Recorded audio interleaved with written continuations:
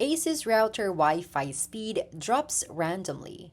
Channel width fix. Step 1. Access router settings. Open a web browser and enter your ASUS router's IP address. Log in using your admin username and password.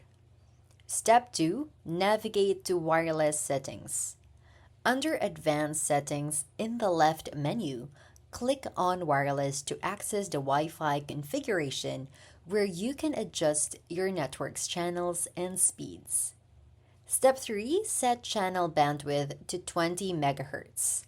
On the wireless page, find the channel bandwidth setting for the 2.4 GHz band.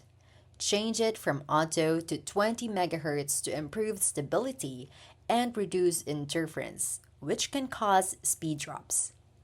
Step 4. Set channel bandwidth to 80 MHz or 5 GHz. Still on the wireless page, locate the channel bandwidth setting for the 5 GHz band. Change this from auto to 80 MHz for optimal speeds and performance in the 5 GHz band.